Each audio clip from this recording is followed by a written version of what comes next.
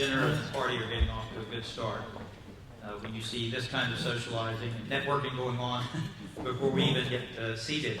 But it's my distinct privilege to welcome you all here tonight to the Tower Center at SMU and to this fabulous museum. Many of you know this museum. Some of our guests from out of town might not have been here before. Some of you have.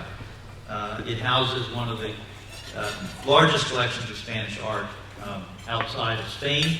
So I hope sometime during the day tomorrow you'll have a chance to see the art. But for those of you who don't know me, and I'm just looking around the room, I think I know almost everybody. But my name is Jim Hollifield, and I am the director of the Tower Center and a professor of political science here at SMU. So this is going to now be an annual event. We are going to be hosting every year a program on Japan. Some of you have met my wife, Dokoro Machiko, who's sitting here. Yes, I have been married to Japan for 38 years. So I know a thing or two about this country, this culture, this society. But I can tell you, if somebody told me I would be in Texas someday directing a center with a very large program working on Japan and East Asia, I would have thought they were absolutely crazy. But we have built this program, the Sun and Star program, into one of the premier programs for the study of Japan and East Asia in the United States. And my role tonight is relatively short. In addition to the welcome, I also want to take just a moment to recognize a few of our special guests, the board members from the Tower Center board, and I want to ask them to stand. I think there are only 3 present, but they are 3 very important board members. So I want to start by asking 2 of our ambassadors to please stand. One of them is Ambassador Thomas Schieffer, who is sitting up here at the head table. Now hold your applause, please, until I get everybody. But the board members should remain standing. And Tom, as you know, is a very well-known figure here in Texas, I think, it's safe to say. But in addition to all the things he's done in Texas throughout his life, and I believe he is a native of Fort Worth, if I don't miss my bet there. He was our ambassador to Australia and to Japan under George W. Bush. And he's involved in a little thing right now called the Shinkansen, I think, building fast trains here in Texas. He may say a word about that when he gets up a little later.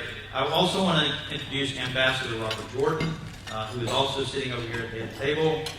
He had a relatively minor assignment during the George W. Bush administration. He was our ambassador to Saudi Arabia, arriving weeks after the 9/11 attack. And he is a diplomat in residence in the Tower Center, a senior fellow, a colleague who teaches courses here on the Middle East. Finally, I want to introduce General Jim Williams, who is sitting right here in front of me. General Williams joined the board a few years ago. Maybe I can give you a promotion. Was it 3-star or 2-star? Just 2. Was that brigadier? Major general. Okay, I'm sorry, I was never in the military. A lot of major. So General Williams is major general in the Army, and he is a member of our board or the Marine.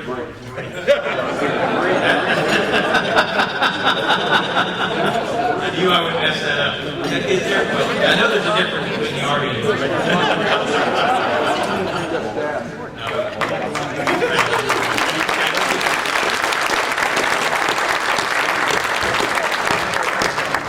We do have a few more introductory remarks, and I just want to make a note that thanks to the incredible organization of our staff and my colleague June Kyun, who is somewhere out there, we actually started 5 minutes early, so we're actually on time for a change. But to continue the introductory program and to talk about the support for this program, the Sun and Star program in the Tower Center, I want to invite my colleague Takeuchi Sensei to come to the podium and tell us a little bit about the Japan Foundation, more about the Sun and Star program, and especially, and I want everybody in the room to listen to this, tomorrow we have an incredible program focused on Japanese nationalism. So for those of you, even if you're not interested in this topic, come back. It will be very, very, very interesting. So on that note, let's invite Takeuchi Sensei to the podium and give him a hand for all the hard work he's done.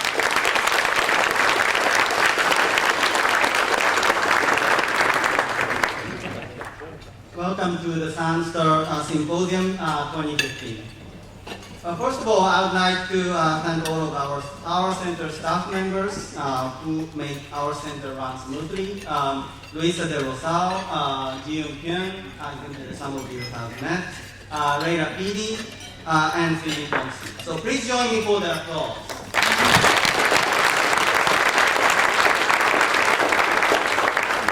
Last summer, the Sun Star program was reorganized from the Sun Star program in Japanese studies into Sun Star program on Japan and East Asia. We decided to put Japan in front of before East Asia. And this program is, as long as I know, the only East Asia program in the nation that puts Japan before East Asia. This decision was based on my discussion with Ambassador Schieffer. We agreed that Japan is important for the United States to manage China. In other words, increasing the importance of China has made Japan even more important, not less important. Last fall, we have received a grant from the Japan Foundation. Thanks to this generous grant, we are developing the program in the following 3 areas. First of all, a Sun Star Symposium is now made from biannual to annual. Tonight we have Ambassador Richard Armitage as a keynote speaker, and then I cannot think of anybody who is better than Ambassador Armitage to talk about the importance of U.S.-Japan relationship on the security and stability of Asia-Pacific, which both United States and Japan belong. Second, the grant allows us to create 2 additional positions of professorship on Japan. One in the anthropology, the other in the political science. We will have 2 new professors on Japan next fall. Third, we are developing a new SMU in Japan program with Kansei Gakuin University. And our new summer program with Kansei Gakuin University will start next June, so June 2016. All these things became possible thanks to the amazing and generous support of the Japan Foundation. I would like to acknowledge Director General of the Japan Foundation New York, Mr. Osamu Honda. Please join me for the applause.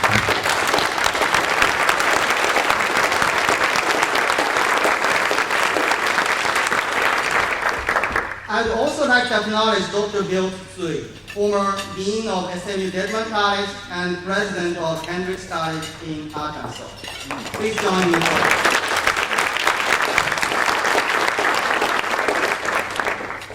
I would also like to acknowledge my colleague, Professor Diana Newton.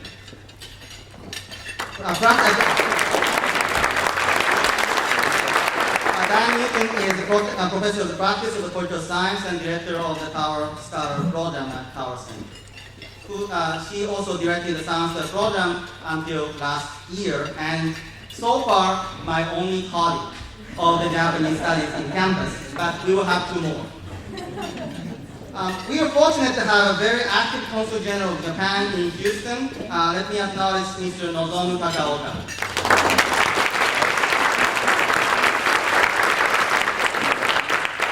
Also, let me acknowledge Honorary Consul General of Japan in Dallas, Mr. John Stitt.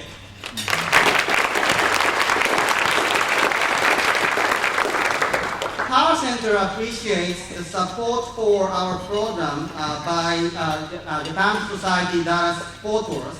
I would particularly like to two people from Japanese Society Dallas Fort Worth. President of Japanese Society Dallas Fort Worth, Ms. Ellen Browning, and Executive Director, Ms. Anna McFarland.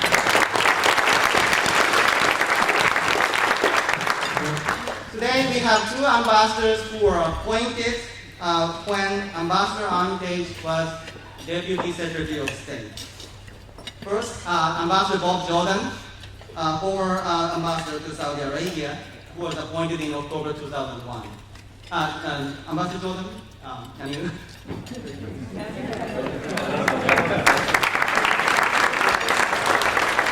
The other is Ambassador Tom Schieffer, former ambassador to Japan, Australia, and also Ambassador Jordan, Ambassador Schieffer is now Texas Rangers Baseball Hall of Fame. Enjoy dinner, and when the dessert is served, Ambassador Schieffer will come to the podium to introduce Ambassador Armitage. Thank you very much for coming.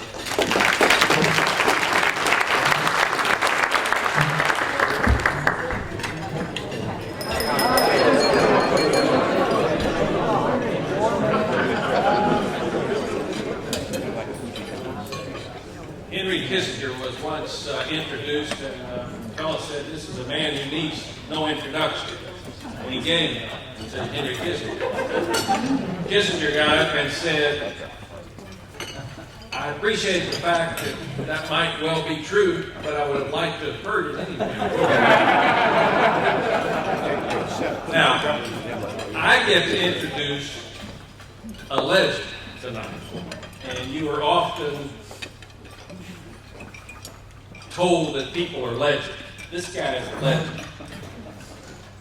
He was a graduate of the Naval Academy in 1967. He was a sophomore, and the guy that was a senior was named Roger Staubach. You will see that Rich Armitage was probably not a running back. But he has had that ability to just touch history time and time again, and he has earned a reputation that I don't know anyone else around that he has.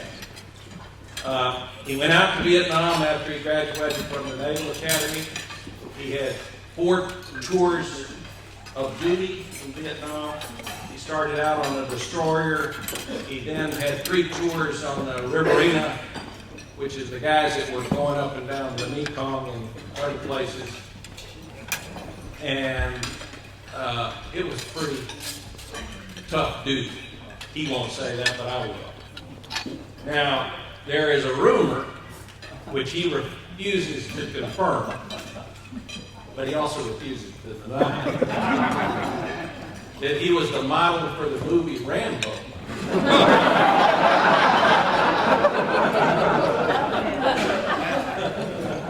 Now, you laugh, but I think he was. I think he really was. That was the kind of officer that he was in the field.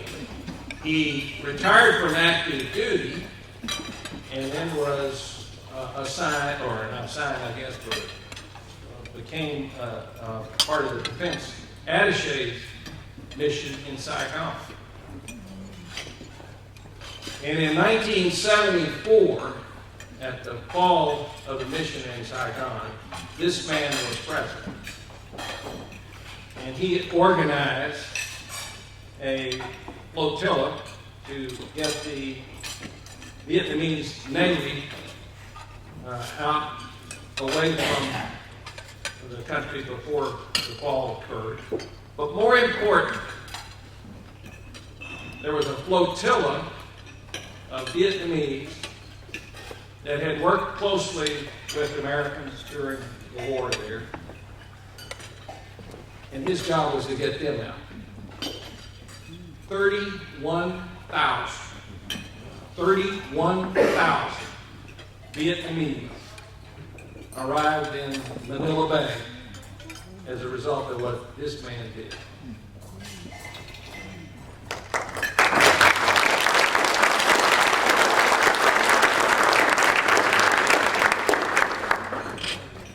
And he kept doing things like that in his service to the government. He went to work in the Senate for Bob Dole, picked up a few political pointers. I'm not sure that he needed all that many, but he picked up some more. He wound up working in the Reagan campaign. He wound up being Deputy Assistant Secretary of Defense. And then for 6 years, I think it was, he was Assistant Secretary of Defense for International Affairs. He went all over the world. He had incredible relationships in different places. He served in the Bush administration. And he did a number of things in that administration. He went to, I should back up there. He was in Tehran in '76. President Bush sent him out to Jordan in the Gulf War to be his personal representative to the King of Jordan in the lead up and whatnot to the first Gulf War. He was sent by I think it was President Bush well, it was President Bush because it was a breakup of the Soviet Union, and he was sent and was put in charge of the republics that had left the Soviet Union. In creating aid programs and all that. And so he's an expert in that part of the world. When President Bush, that we know here in Dallas, became president, he named him as the Deputy Assistant Secretary of State. Colin Powell, of course, was the Secretary at the time, and he and General Powell were incredibly close friends, and it was an incredibly well-run department. Bob Jordan and I met him in that capacity as Deputy Secretary of State. He had great advice for ambassadors.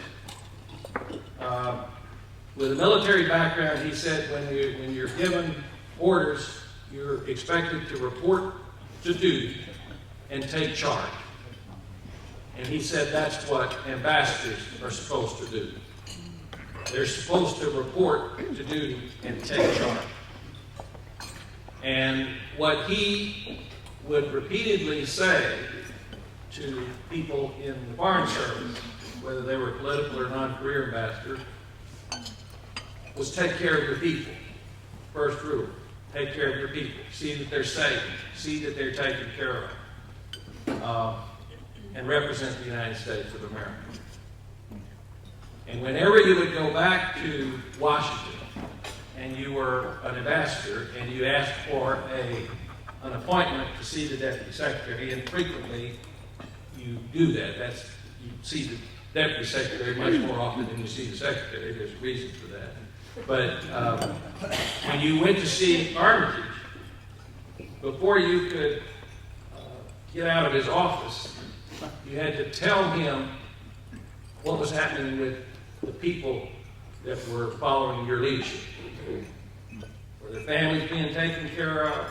Were their children having good schools? Were their health concerns being taken care of? He cared about people who wanted to serve their country. And he thought that if you were going to be a good ambassador, you better care about them too. He has an incredible personal story. He and his wife have 8 children. 3 he got wholesale, 5 retail.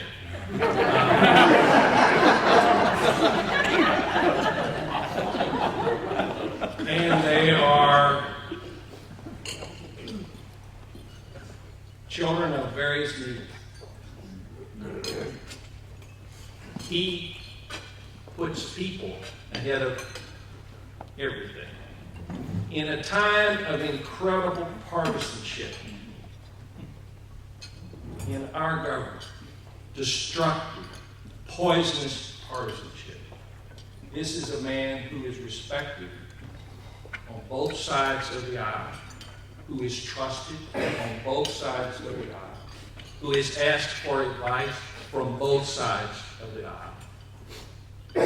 Because he doesn't lie to people. He doesn't try to be something that he's not. He is an extraordinary American, one who has become my dear friend. And I might also add, he was the person that recommended that I go from Australia to Japan before anybody else did. He and General Powell actually went to President Bush and suggested it to him. He's really well thought of in my household. And I want to tell you what a treat you're getting ready to have, to listen to somebody who knows more about Japan than any other person that I've run across. He has been to Japan so many times. He continues to go to Japan. He knows secretaries, diet members, people on the street, business people. He has the feel of Japan like nobody I have ever seen. My dear friend Rich Armitage.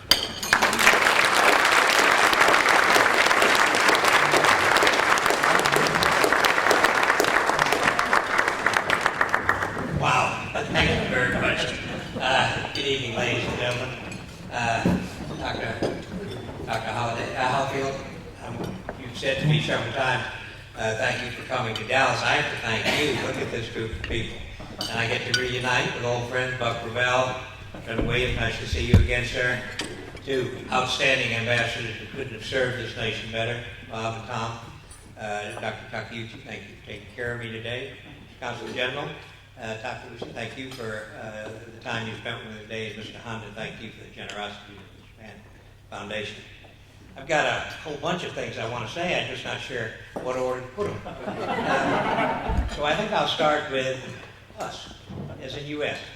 You know, we're involved in a rebalancing, the so-called rebalancing to Asia. This was, frankly, something that I think is very reflective of our national interest and what shows that the center of gravity of the world is going to be, and that's in Asia. So for us to rebalance to a more general view and participation in Asia is a good thing. But the manner in which we did it was so bad. And it was unconnected, uncoordinated, not thought out well, and it only initially brought forward security issues. We put some Marines in Australia. We put an X-band radar in Japan. We made an announcement about some more ships being in Yokosuka and in the Pacific Fleet. But that's not what rebalancing was meant to be. Rebalancing was supposed to be bringing a holistic approach to Asia and really engage Asian nations in a way that's appropriate for them, that's comfortable to them, but employs all the elements of our government. And I'm talking about trade and exchanges, cultural exchanges, political involvement, all of these, foreign direct investment. But we were in such a hurry as an administration to try to get out of two unpopular wars and change the attention that we moved in an uncoordinated fashion in Asia. And now we have finally, I think, reached the point where we can have a holistic policy. But it's one that I'm going to surprise you with, I think. You've all heard, I think, of TPP, the Trans-Pacific Partnership. The Obama administration came to it late, but they're working hard on it now. But you know, if we did everything I suggested about rebalancing, brought all of our governmental organs forward in a comfortable way to all the nations of Asia, if we did it all perfectly and don't get TPP, we're going to get a D for the course. And if we did nothing well, we bollocksed up the security aspects of our re-engagement or rebalancing. We didn't get involved in foreign direct investment. We weren't doing a good job with exchanges and all, but got TPP, you're going to get a B- for that course. That's how important this is. And there's no one who can sit here tonight and tell you with assurance that we're going to get this. It's just not a sure thing. The politics that Tom spoke about on Capitol Hill are just so bad. And so rancid that it's not clear that any president would get this. But the stakes for us are extraordinarily high. Now, what about Japan? Well, I'd like you to think with me, is there any other democratically elected leader other than Mr. Abe who has accomplished half as much as he had the first 2 years of his second term, or his second prime ministership? He's gotten, and this is not an exhaustive list, but a National Security Council he developed, a National Secrets Act, which we've long argued for. He's fired his 3 arrows of Yamaguchi in trying to invigorate the economy of Japan. He's gotten the Olympics 2020 for Japan. He's increased defense spending. Now, I know it's uncomfortable for some people, but before we get hyperbolic about this increase in defense spending, in overall terms, Japan is 7th in the world, behind France, Germany, France, Russia, China, and us. But its percentage of GDP, the amount Japan spends on defense, is 103rd in the world. El Salvador is right in front of her at 102, and Lithuania is right behind her at 104. So before we start gasping for breath at the enormous amount of money that's going into defense, take a deep breath and see that it's 103rd as a percentage of gross domestic product. He's relaxed the principles of regarding exports of defense equipment, which can mightily benefit Japan and mightily benefit us. He's gotten a cabinet decision on collective self-defense that allows Japan to participate when they decide, when they determine it's in their interest in collective self-defense, something the United States has long argued for and always held the view that the prohibition on collective self-defense was an inhibition to our alliance cooperation. And there are a lot of things going on right now that might surprise you. We just finished an exercise in California, Camp Pendleton, called Exercise Iron Fist. Now, it was only 270 ground self-defense force officers from Japan, or personnel, and about 450 U.S. Marines with some air cover. But it was a live fire exercise who had as its stated objective retaking an island. I think that was sending a message. Retaking an island as its unclassified stated objective. But you know what Mr. Abe really, in my view, deserves credit for? Talk about womenomics, that's good. All these things he's trying to do, I think are good. But where he really deserves credit is he has been indefatigable in terms of diplomacy. And his diplomacy in Southeast Asia, in the South Pacific, in India, through even Russia and Turkey, has been phenomenal. Now it's lacking a little bit in China and Korea, for obvious reasons, which I'll get into in a minute. But it has been phenomenal. And there's nobody who can touch it, and no one has a record like it. That's all in my view. Now, Mr. Abe is coming to Washington. He's coming at the end of April. And as I understand it, there's got to be a decision made by our government of whether Mr. Abe is going to speak on a joint session of Congress like Mr. Netanyahu did today, or whether he'll have to have another venue for the speech. The last major speech Mr. Abe gave in Washington was in one of the major think tanks, CSIS. And the administration will be wanting something. You don't come to Washington and give a speech free. This is, as we all know, the 70th anniversary of the end of World War II. No country in the world has been as respected in the last 70 years as Japan. In fact, Japan is the most respected nation, except in China and in Korea, again, for historic reasons. But that's 70 years that Japan ought to be able to celebrate. And we ought to be able to celebrate because we're part of it. We're part of this partnership. But right now it's being drowned out. It's being drowned out by historical issues. And I'm going to raise one that's uncomfortable for some of our Japanese friends. But this regards Korea particularly, and regards comfort women. I know with 100% assurance that there was no governmental policy of the government of Japan during the war to subjugate women in this way. There was no national policy. General Williams, you've been a GI, I've been a GI. Young men, we were all young men there, there were no women, do bad things. Another GI, Marine pilot. We do bad things sometimes. And that happened in the Second World War just like it's happened everywhere. And we've got to acknowledge it. And the U.S. administration is going to be looking for a final statement on this. Now in Japan, people are tired.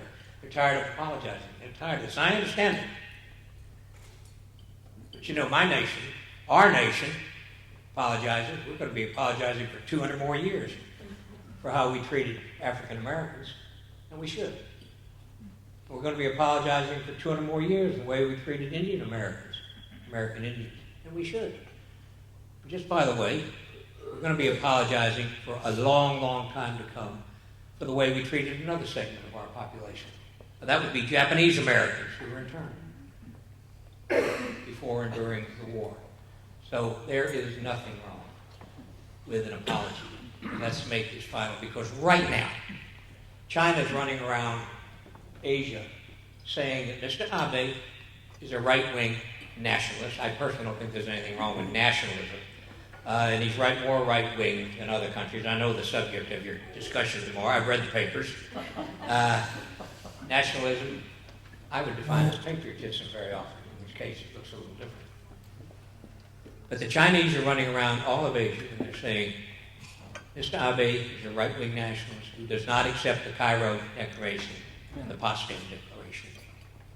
And when things happen, when people, mayors of Osaka or TV executives say things that fly in the face of that, and it's not put down hard by the government, it's not disavowed by the government, then it feeds that propaganda that China is throwing out. And so we have this situation in Korea, particularly the comfort women. I did a little exploration. I was confused. The 1965 normalization agreement between Japan and Korea says that all issues are resolved. And this issue was not raised. But when you have a normal issue of comfort women, it was not raised. I was confused as to why. There's a lot of criticism right now in Seoul of the previous government in 65 because they didn't raise it. But the truth of the matter is the comfort women themselves were much younger. They had families. They didn't want that spotlight. They didn't need it. They needed to get on with their lives. Now there are 54 left. And they're dying. And they're at a different stage in their life. And that's why it wasn't raised in 1965. And that's what my investigations have shown me. And you know, it's pretty easy, in a way, to see that Japan and Korea can have difficulties. And some of it involves us, and I'm going to use a few historical examples. I think most Americans would think, Koreans must love us Americans. After all, 1950, we rolled right in, police action, and kicked out twice. So the communists. Well, that's not quite. Who was the guy that used to say, what's the rest of the story? There's the rest of the story. And if you sit down with Korean friends and talk to them at length, you'll find out that their story of U.S. relations begins a lot earlier. It begins with Daniel Boone. Daniel Boone mined ginseng in Appalachia and took the market out of the kingdom of Korea. Took the market away, exported it all to China. And that's where their memory begins. Or an expedition of U.S. warships after the Civil War that went up the Pyongyang River uninvited and got fired upon, and we lost 3 or 4 Marines. And the expedition came back to Washington, and some things never changed. Congress debated for several years what to do about it, and decided we needed another punitive expedition. They sent one up the Pyongyang River. We killed about 300 North Koreans. Considered solved. But the real problem, and where Koreans really get into the face of Americans, is on something that directly involves Japan. At the end of the Russo-Japanese War in 1905, there was the Treaty of Portsmouth. And our president, Teddy Roosevelt, sent our Secretary of War to Tokyo to negotiate an agreement, a memorandum, not a treaty, with the foreign minister of Japan, Count Katsura. And this memorandum is called the Taft-Katsura Memorandum. And it provided that Japan would acknowledge our sovereignty over the Philippines and over Hawaii in exchange for our acknowledging Japan's sovereignty over Korea. This was at the same time, by the way, that the U.S. had advisors in the various ministries in Korea. We did this in the dead of the night without telling, because Teddy Roosevelt saw it was in our interest.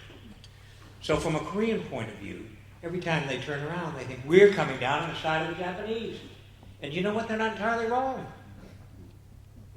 They're not entirely wrong, because for the majority of time, it seems in our interest. And even as you fast forward to the war, not many, the Korean War, not many Koreans will forget that Sigmund Rhee, that then President begged President Truman to leave troops from the peninsula, saying it was too early after the war to demobilize. But the President, understandably, was desperate to get that behind us, pull the troops from the Korean peninsula. Of course, Dean Acheson, Truman's famous comment about Korea being outside of our defense perimeter, launched shortly thereafter, launched a North Korean attack on Seoul. So these are the kind of things when you talk to Koreans, and in it, in some way, most of the time, Japan is involved. So there are some real suspicions there that get at the heart of the U.S.-Japan relationship. I understand that. I get it. I get it.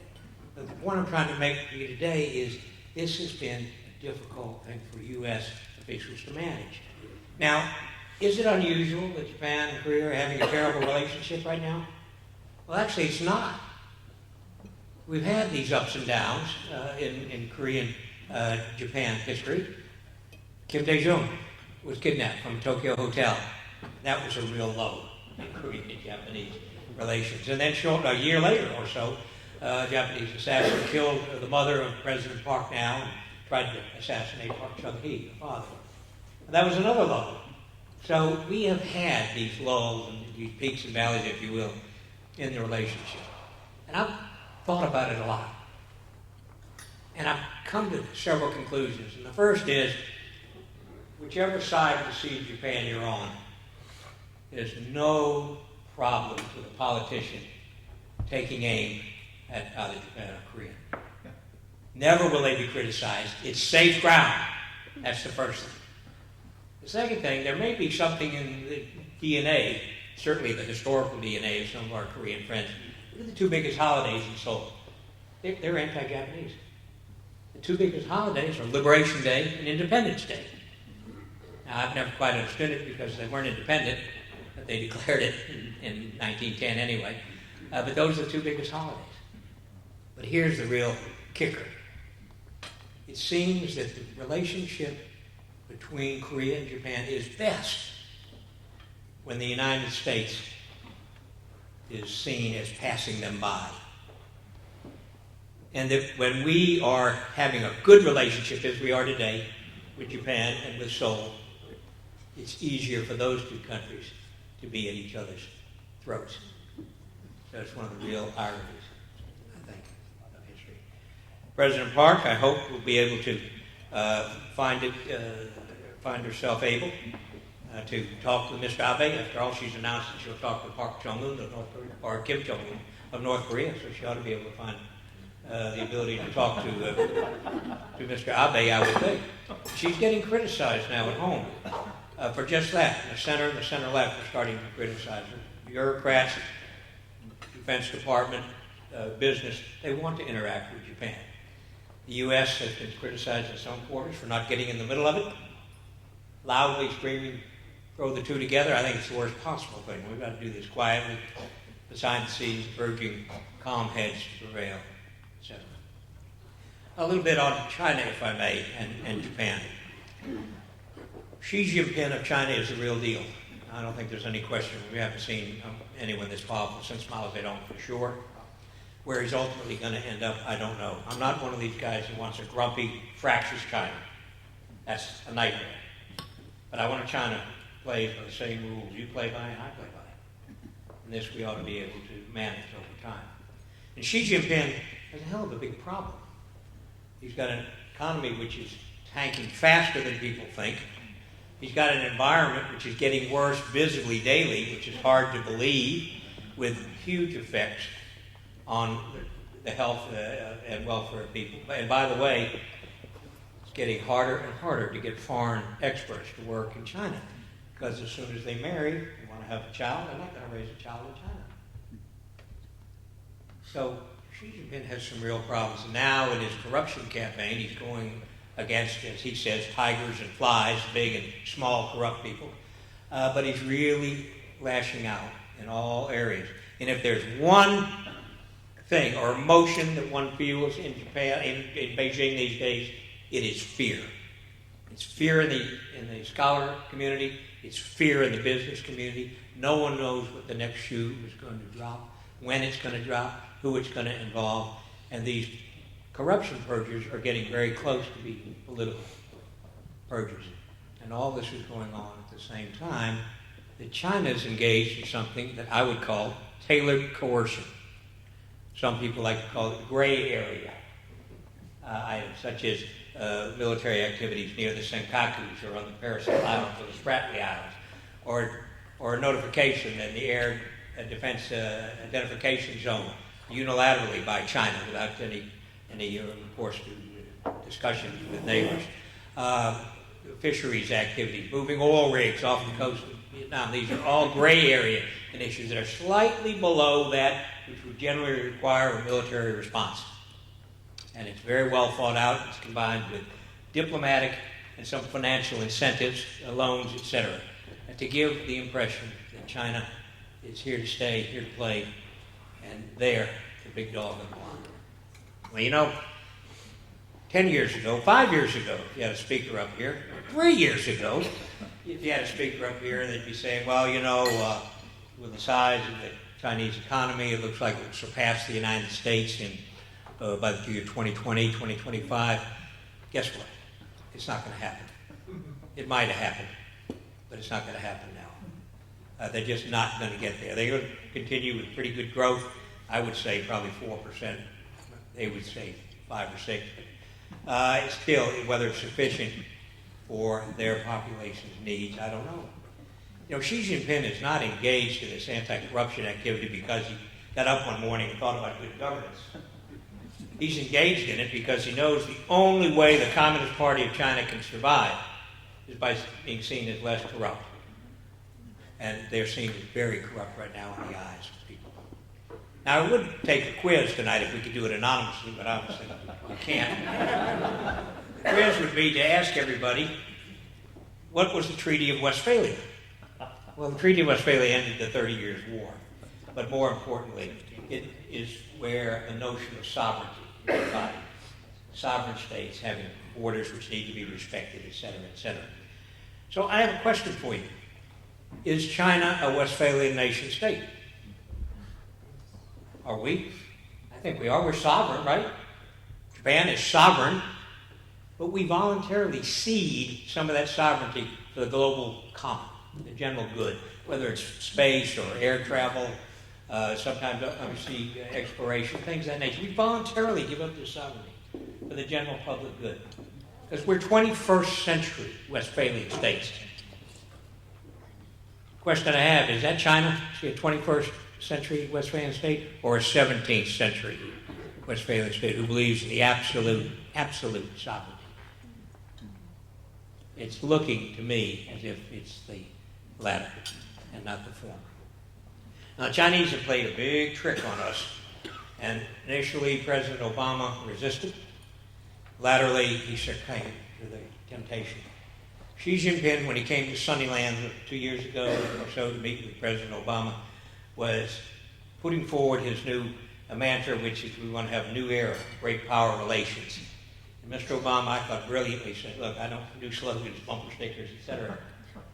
Content. What's the content? Well, it was never defined by China. But over the time, just like Chinese water torture, I guess, the Obama administration slowly started accepting the new era of great power relations. But no one knows what it means. So therefore it means everything to everybody and feeds to every fear any country in the region may have, to include Japan. Does a new era of great power relations mean we're out, we're second-class citizens? Do you take our views into consideration? And that's heard from Seoul, through Tokyo, Jakarta, Singapore, wherever you go, because we fell into this trap. We are now agreeing with the Chinese we're going to have a new era of great power relations. And then when someone in the administration starts to push back on the Chinese and say, you know, that combined with your tailored coercion and all that sounds like you're really trying to ease us out of Asia. And the answer you get invariably is, oh no, the Pacific is big enough for both of us. But what do they mean by that? Some of us think they mean Guam East is the United States sphere of influence, and Guam West is China. They don't define that either. So there are a lot of spills coming, I think, in the U.S.-China relationship. It's going to have to be carefully managed. But the only way to manage it is with Japan, as Dr. Takeuchi suggested. Japan becomes more important. And it's not because Japan is the third largest economy in the world, but it's true. And it's not because Japan is a great donor and exhibits great philanthropic instincts. That's true. That's not why. It's not because Japan has been the most respected country in the last 70 years in the world. But that's true if you look at Pew Research opinion polls, etc.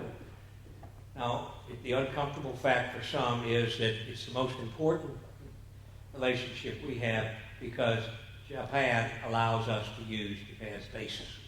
And if we couldn't have the use of those bases, we couldn't affect meaningful security cooperation in all of Asia. The tyranny of time and distance is just too much. So it is a fact. That's why Japan is so important.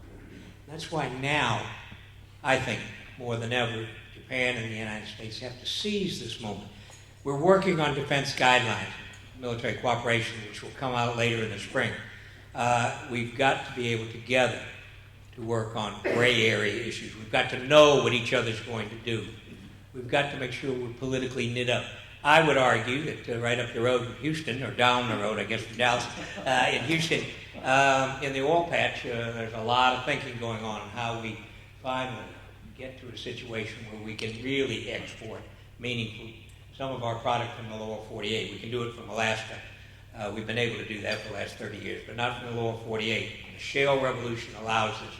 If that shale revolution can benefit Japan, we'll be paying $4 or $5 less per ton for LNG, and this country, we and Japan, will be a hell of a lot better off. And look, we're facing something similar, Japan and the United States right now. What we're facing is a sort of deficit in our model. What do I mean by that? You know, we put ourselves up as great democracies, and I think we all believe it. I do. But in our recent election, we had a rather low turnout. So did Japan, a very low turnout. Because Larry Diamond of Stanford has written about what he calls the democracy in recession. Democracies are not seeming to have the same efficiency, or the same energy, the same competitiveness that it had for so long. God knows if you look in Washington, D.C., and you see these characters shutting down the government, unable to make a decision on Homeland Security funding, you can see where people might criticize the model temporarily. And then you add to that the fact that our government, as a policy matter, temporarily encouraged torture. Now, that really tarnishes the brand. So my view is that the United States and Japan have got to get together and start building this thing up from the bottom. You know, in a very real way, you all know the Winston Churchill quote about democracy is the worst form of government except for every other. Well, there's something to that.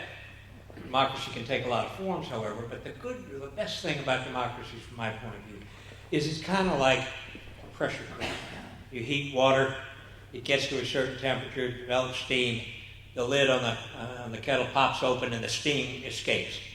In a way, democracies do that. Every 2 years or 4 years, people get all angry and they're out in the streets, or maybe wish they were out in the streets. They don't have enough energy. But it gives them a chance to let the steam out of the kettle. And that's perhaps one of the biggest benefits, unspoken benefits of a democracy. But I know in this country, I travel internationally in the main, at least every other week. And every Middle East, Asia, pretty much Southeast Asia, Cambodia, etc. See a lot going on. And not all of it's good. But slowly there's some progress being made as people start to accept other people's right to exist, start to accept the fact that women do have a place in society, start to accept the fact that trafficking in persons is bad business, and start to accept the fact that corruption is at the root of everything that's bad and malevolent in these different societies. But when I get really depressed, since I live in Washington, it's easy to get depressed. When you go out to different governors, different mayors, and you see people that are not hanging around twiddling their thumbs. You see people who are trying to make decisions. You see people who want to be mayors and want to be governors because they want to do something. They don't just want to be something. A narcissistic be something, like we have in Washington. And when I see that, the encouragement and the enthusiasm I get from it gives me a real hope for this country of ours. And I see the same thing happening in Japan. You may have missed it. Mr. Abe is going to lower the voting age to 18.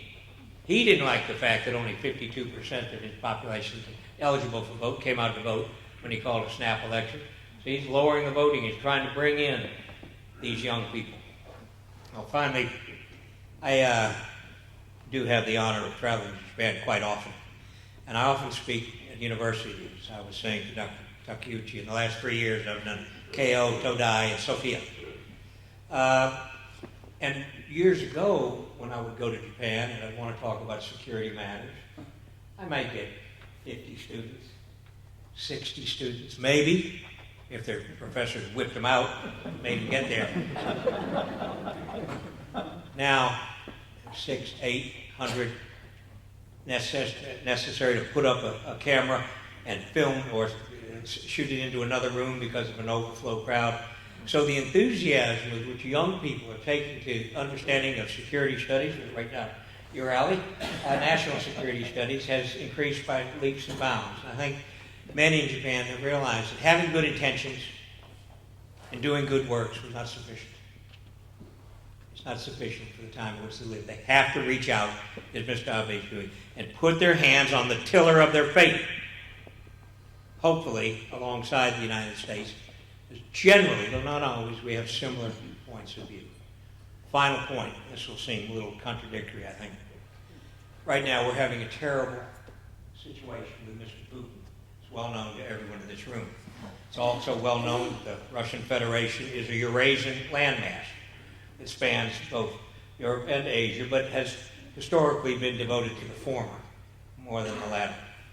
Well, the former in Europe, because of Ukraine, Crimea, etc., is turning a face away from Mr. Putin, at least temporarily, and understandably so.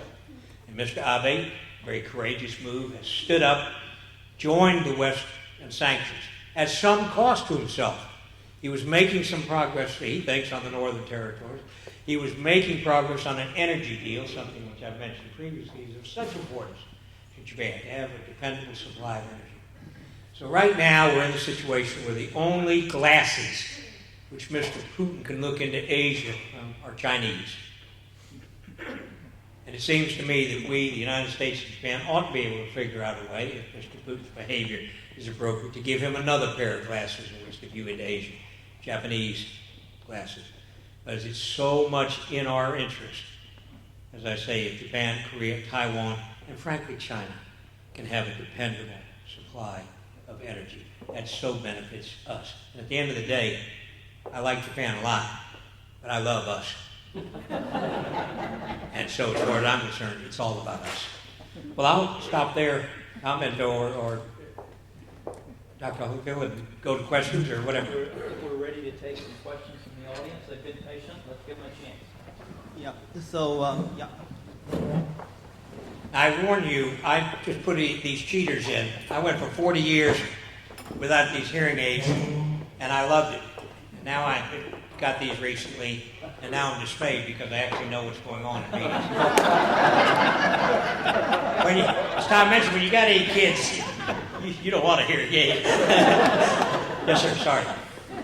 My questions are affirming of many of your points, but the triple B plus rate or grade that we would get for the success of TPP, is that a grade dependent upon keeping China out? No. China, a year and a half ago, on a trip to Beijing, Chinese officials said to me, "Do you think Mr. Abe is sincere about TPP?" And I answered, yes, I did think he was sincere. And they said, "No, you're wrong. You don't know what you're talking about." Last May, Chinese officials saying, "Is it open to us, TPP?" The answer is yes. It is open, but it's open to the same criteria that every other country has. And in this regard, we should keep an eye on Vietnam, if we're successful in getting TPP. In a way, Vietnam is China writ small, the same type economy. And if China can live up to those, the TPP standards that everyone else is going to sign up for, then it should be welcome, and that is the U.S. government policy. I'll turn the microphone over, but with that answer, there was a second question. Is there a sort of de facto coalition of Asian nations that coming together via TPP as maybe an initial start, would it be likely that that coalition of Asian nations could hold their own collectively against Chinese hegemony? I think I'd have to say no. The collection, the weight of China, whether you're talking GDP or population, et cetera, is so huge that they wouldn't, and I think China would play on the weakness of each of the Asian countries to divide and conquer. This is what you're seeing to some extent now. You see them working their Chinese magic as they can in Thailand, much to the detriment, I think, of Thai democracy. It's no longer Thai democracy, the Thai people. But separating it out from some of the rest of Asia. So I think the weight and the size of China gives her the advantage in that. Absent the United States. I took your point to be just Asian countries themselves. Right. But if the United States is in it, it changes the equation.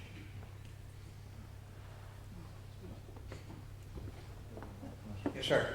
Question, how big is the risk of a conflict between China and Japan now, and how to prevent it? How big is the rift?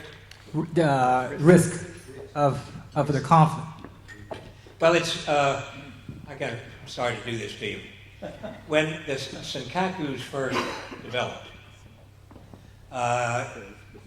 China, of course, immediately sent ships, Coast Guard, and fishing boats and kept their gray hulls or their Navy ships out at a certain distance. And Japan responded. The Secretary of State, then Mrs. Clinton, asked me, Joe Nye, and two others to go to Japan and China and try to lower the temperature, and we went. We stopped in Japan first, which is fitting for an ally, and we came back to Japan after talking to China. After talking with Mr. Noda in the final months of his time, we came away convinced of two things. One, it was not, as the Chinese say, the matter that the nationalizations of the island was a kabuki between Governor Ishihara of Tokyo and Mr. Noda. That's what the Chinese believe. They cooked this up. Mr. Noda was pretty persuasive to us, saying, no, this is the least worst option I had. And so he nationalized the islands. We carried to Beijing several messages, not the least of which Japanese military authorities had told me that they were fully prepared, and told us, for 5 years of the op-tempo they were engaged in Senkakus. 5 years. When we told the Chinese that, they were aghast. They couldn't believe it because they had felt that they could frighten, I think, China away and maybe perhaps go back to the status quo ante, I'm not sure. But they couldn't. And the combination of that and Mr. Obama last April making a very strong statement in Tokyo saying, yeah, the Senkakus are covered by our security treaty with Japan. Said it loudly, proudly, and I think to good effect. So we now have the situation where the number of ships, the number of Coast Guard vessels, and the number of fishing boats are down on both sides. So in that regard, risks are somewhat less. But the Chinese have not stopped their propagandizing. In fact, at their statement that Japan doesn't accept Cairo and Potsdam Declaration, doesn't accept the outcome of the Second World War, combined with the fact that now not only did Mr. Xi Jinping go to the Nanking celebration recently, the commemoration in Nanking, but China is going to have a huge victory parade on the 70th anniversary. Now that takes a little chutzpah, because 1945 to 1949, they were still fighting among themselves.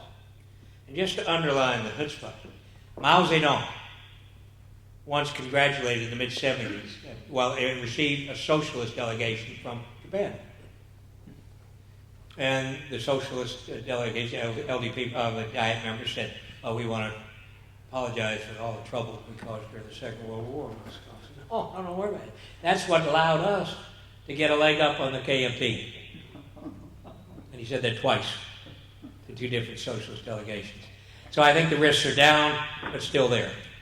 I think that China's economic problems are a double-edged sword. On the one hand, to distract people's attention, they can use the specter of Japan to develop some nationalism in China. On the other hand, they need Japanese business.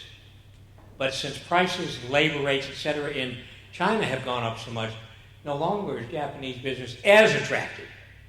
It still is attractive, but not as attractive as it was. So I guess I gave you a mixed answer. I'd say slightly down.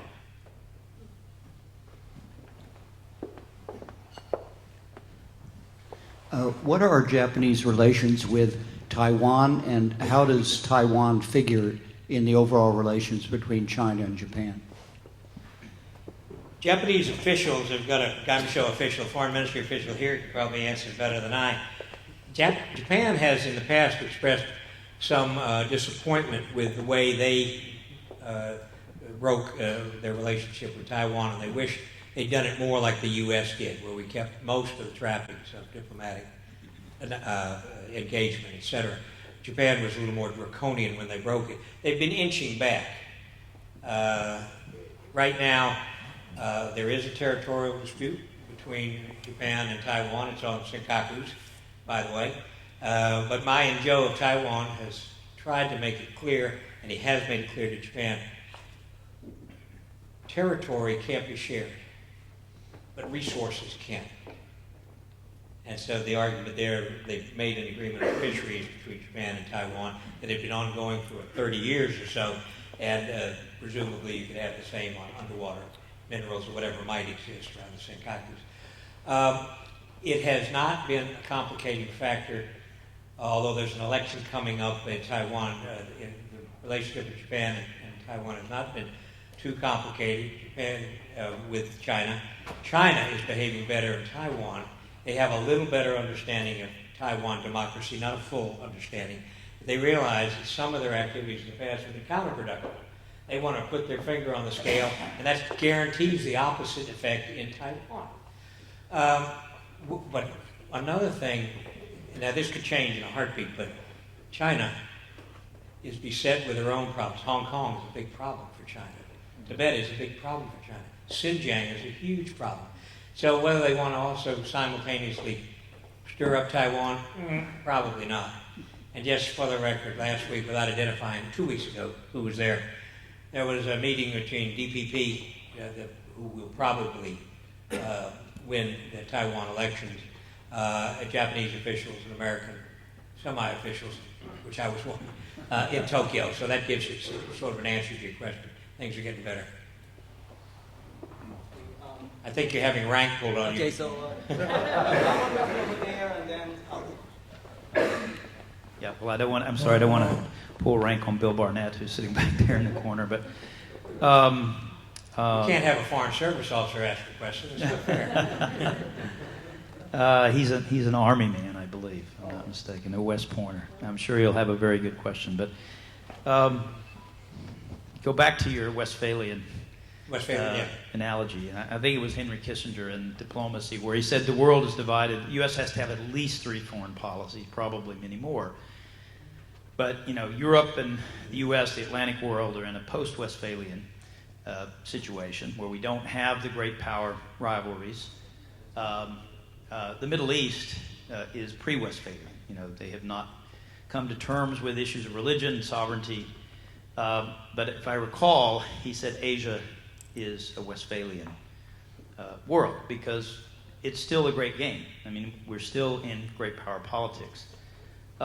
So can you blame the Chinese for wanting to play the great game? I guess that would be my question.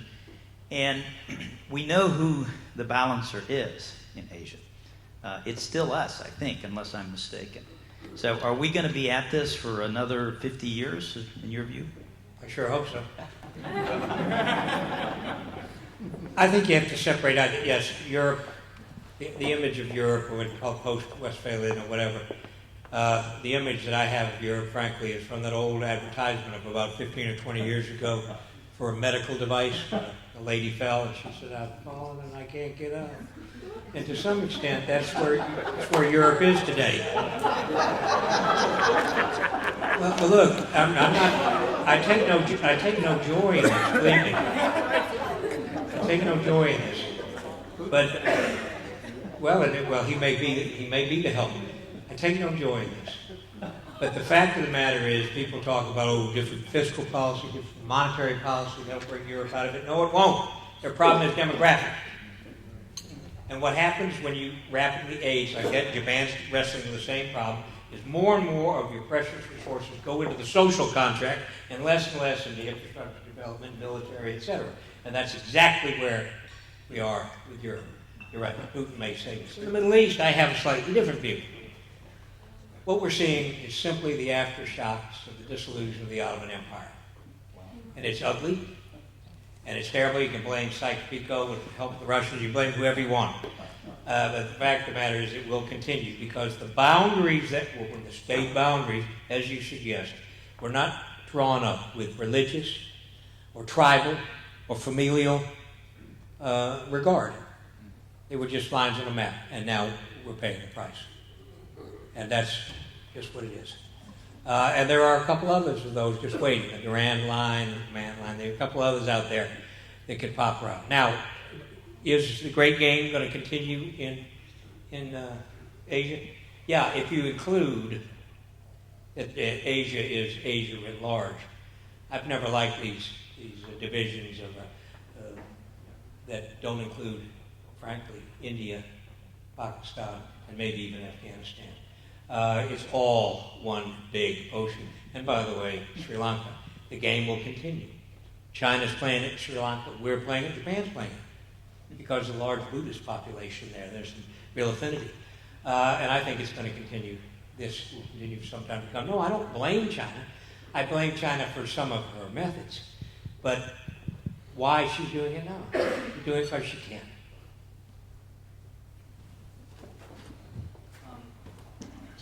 We have to close the session. The time. Well, no, we don't. But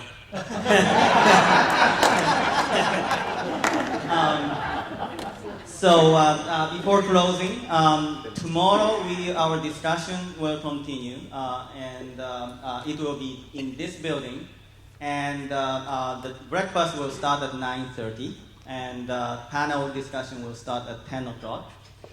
So on the same building, breakfast will be over there, like a founders room, and then the discussion will be, panel discussion will be in the Smith Auditorium in this building. Please join me for thanking Ambassador Armitage.